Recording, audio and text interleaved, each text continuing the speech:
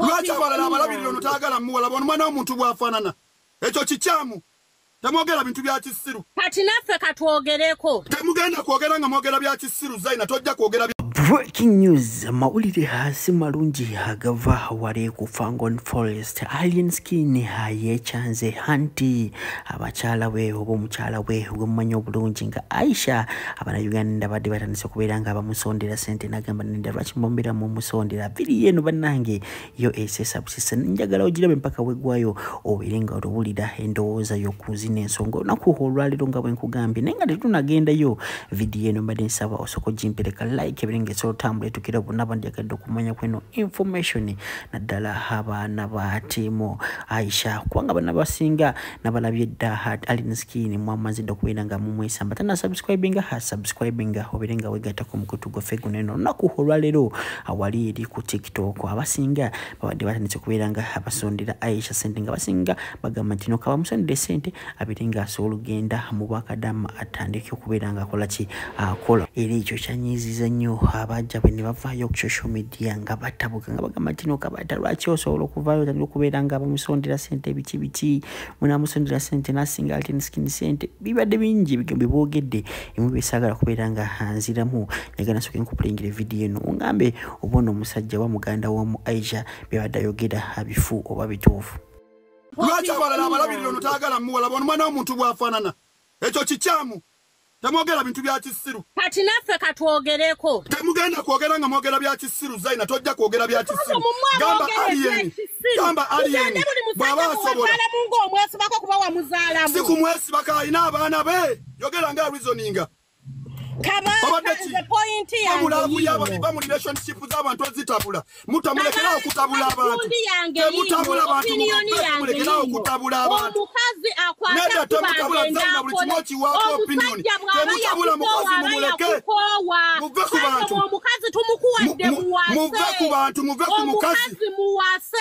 ku mukazi gwe buli kimu okiwaako opinion n'ebitali mu makulu n'obiwamu opinion Zaina it is too much Zaina it is too much omukazi muveeko it is too much omukazi buli kimu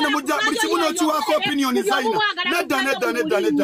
omukazi muyitiriza mumuleke Zaina va ku mukazi oyo omukazi alina abaana basatu va ku mukazi muve ku mwana w'abandi mumuveeko muve ku mwana w'abandi Zaina muve ku mwana w'abandi muve ku mwana w'abandi Zaina biki byogera tamutunyumiza bagasi Zaina muve ku mwana w'abandi Zaina va ku mwana w'abandi va ku mwana w'abandi lwaki buli omu muteeka wansi Salamu alaikum agati nakalembe omusomi w'edduwa bw'oba wenyiyo embeera embi yankusomere ku dduwa abali ebweru mirimu gigaanyi papula zeesibye kino kyekyoto kwensabira omukisa kobe ng'odiriddawa wali wenkusabira n'ofuna emikisa kyoba olabanga abirira ebinyonyi ebitalina kyakulya naawe atalina mulimu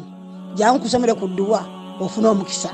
eno ennyanja kwesula buli kimu ekisira ne kiba kikujjudde nekikasuka mu nnyanja nekikunta nekigenda nze Agati Nakalembe kambawo ennamba yange yeeno 075237529 temuddeeyo nemwebakira ebizibu nkoye ku nnamba yange eno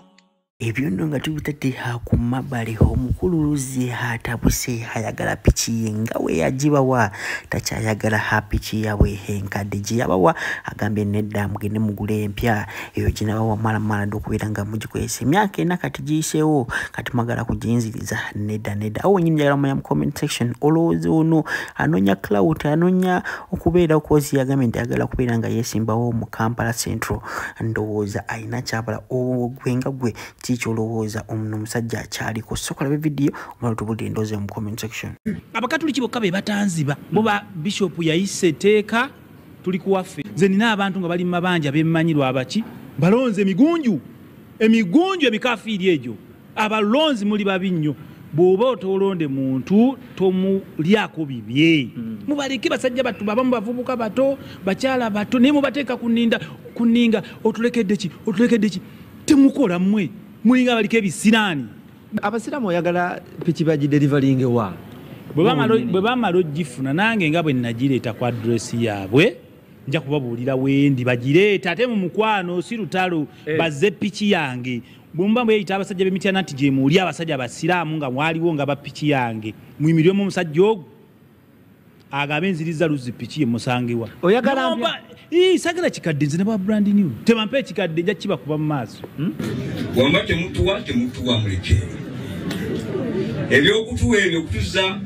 mu luleereetu olwo tetujja bikkiriza bw'oba otuwa ekintu kituwe wano omwange yasiimyeyo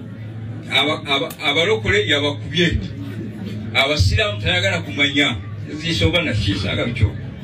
abakyala omukatale tayagala kumanya ani yabikusaba ja piki yange nga mpya neki element ky'okumutwe kino ogambe nti nno oyagala bagireetere n'amafuta bajje nga basanyufu takibira nga bwe zaaliwo tukuddiza piki yo tetwakulonda twakulimba tetugenda kiddamu ku balala era baba byagala wante tuwezawo bantu bisatu mitwalo ebiri byentumuliza piki ye tuwenawo naye mulekeraawo okutuwa ebintu ate ne mutulangira abakatuliki bokka be batanziba boba bishopu yayise etteeka tuli kuwaffe saabafumbo saabakristo era bo tebanziba tebanyaniriza tebannonda abo bamazima era sibalinaako kaki naye abasiraamu ne munjajjatta ne munimbalimba abamu nasoma nabo nakula nabo yotseka anasi twasoma ffe tuli baana bato ebigambo byakozesa ku mikutu enja bamulaba namusanga enkyakya zimujjuda atambudde nnyo enkyakya zikoleja yeganye nalina enkyakya nga ndi muto yandaba nga nina enkyakya nali muto kubinanga bamu nabalaba balina embaliga ate bakyazirina oba nali nsula muvunanga esimanyi enkyakya nze sizimanyi nazimanyi naye abamu bakyalina n'embaliga nze mbalabe nakula mbalaba balina embaliga nakati bakyazirina ninza alhamdulillah sikyalina nkyakya anyway nga tumaliriza amafuta wateekamu ga sente mmeka biki ebyajjira ku piki oyagala bagiyoyoote batya nga bazireeta piki yange mpya kapya. Assalamu alaikum wa rahmatullahi wa barakatuh. Sewe imamu sede zizino tugamba mbu ate simanyi ki piki nzija gigule onalebo zake ezija bannange aba House of Beauty ngenda mitiyana bakuleetedde sabuni ono omulaba mutunulire obulungi omulabe Nigerian soap omukuba mu kyovu n'omuteeka mu face okumala eddakiika namba omulaba kati ono waffe abagala okusigala ku nakyo ajjamu oluyobyo obalabe face okugitereeza yono Nigerian soap House of Beauty bali Mengo kakati ngenda mutwalira kuzaako engeri gyali muzoganyi njagala azoganya abasajja nga kasabuni kwekali n'abagala okweruka byonna waliwo wabeeru waliwo abagala okulaya utayinikamu akatono kati ono waffe abagala okusigala ku nakyo nga tuli ku white ne baganda toyerusa gwenkozesa kati so baganda bange ndi mukwetereza kulaba nga byonna akawona kakola zedda saagala ozimbe mutima okalaba pawundi ebi tozizza muzawano zijja kuluma otandika okoza mbu ali ayonoona sente teeka sente z'omusajja mu mmotoka ezigenda okugula pikita tozeerabira ali omukwano kibooko bw'ogalamira nkukubirawo na teeka sente z'omusajja mu mmotoka era yepanka yabadde yakoogera waneeno kati imamba mugulidde piki nawe yogera House of Beauty bali Mengo bannange endabikayo kyekitiibwa kyo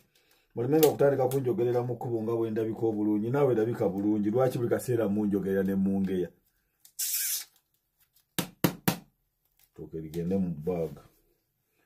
piki ngenda gigula mitiyana sina gatambuza piki ajamini assalamu alaikum wa rahmatullahi wa barakatuh oli utaka blazi nanyumizaamu naawe eddakiika 5 naye nawulidde nga ndi sombo Steve omukwano kibooko bw'omutwala tuleeya yes